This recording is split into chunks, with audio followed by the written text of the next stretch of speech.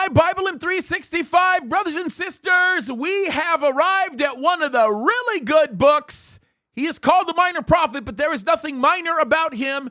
We are at the book of Habakkuk. Now, for those of you that might not know the story of Habakkuk, it is a pretty amazing one. But I do think it's important first, before we get into that story, to kind of give you a timeline that leads into the ministry that this guy had. Actually, his prophecies were somewhere in the neighborhood of about 621 to around 606 BC, but there are some things that happened leading up to that time that we should all know about, right? First of all, we should note that Josiah's reign was from 641 BC to 601, and he kind of led a great reformation. Of course, Josiah of the southern kingdom, right? And of course, it was the prophet Zephaniah that did a lot of ministry to him, as well as Jeremiah.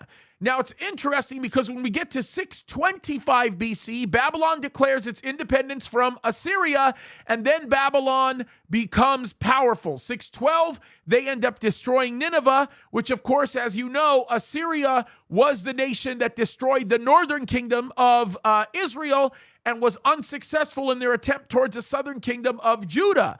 However, God put it in the hands of the Babylonians to destroy the southern kingdom of Judah. And if you remember, it started with three very important sieges. Of course, the one that started in 605 BC, that would have been the siege where the prophet Daniel was taken away in. Then there would have been the siege of 595 or 597 BC. There's a lot of debate there, where, of course, Ezekiel was taken away. And then you have 586 BC, where Jerusalem was burned and destroyed. And, of course, we'll talk about that when we get into the book of Lamentations, because that's what that book has everything to do about. Now, what is Habakkuk all about? Well, first of all, Habakkuk is about a story of a man who grows frustrated with the Lord because he sees his nation as being God's chosen people, which he would be right.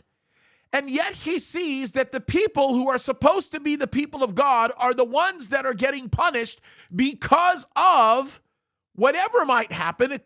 Reason really doesn't matter. Of course, it was because of their sin. But he was so puzzled with, why would you use pagans like the Babylonians to punish us? It makes absolutely no sense. And then God pretty much said, mind your own business, the just shall live by faith. I'm going to get into what that means in just a second, because here's the confusing part, right? The confusing part is, it seems as though people who follow false religions and religions of lies are the ones that oftentimes seem to be the one that are the fastest growing. Islam is a perfect example. I mean, imagine being in a country where you have to wake up to this every single morning.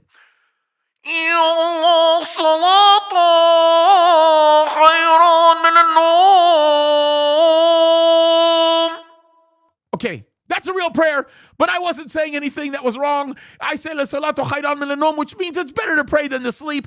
But you guys kind of get the idea, right? I was looking for an excuse to use that sound effect. Anyway, why is it that pagans seem to be expanding while the people of God seem to continue to be judged? Well, one reason, and one reason only, God holds his people to a higher standard. But understand this: God is telling us the same thing today that he is telling Habakkuk, and that is this: mind your own business, let me do what I'm going to do, and remember, if you are just, you will live by faith in me. You will trust me, because I will point you in the right direction. And that is the story of Habakkuk, guys. I'm telling you, if you really want to gain encouragement and to be built up about why do bad things happen to good people, this is the book for you, because you will learn to find confidence and faith in the Lord, knowing that God knows what he's doing and we can trust in him for everything. By the way, I'm proud of you guys. We're near the end of the year. You're doing a great job, and I am thrilled and excited to be planning what the next steps for next year is going to be as we move forward. As usual, by the way, if you'd like more information, you can go to CalvaryChapelSignalHill.com. You can go to JamesKaddis.com. You can go and download our Calvary Chapel Signal Hill app. I'm also on Pray.com. I am on Locals. Lots of different places you can go. Everything is available at no cost. My whole life's work over the last 17, 18 years was a lot of Bible studies. And I have a very extensive and thorough teaching through the book of Habakkuk, which will really bless you. So with that, love you guys. Keep fighting the good fight. God bless you.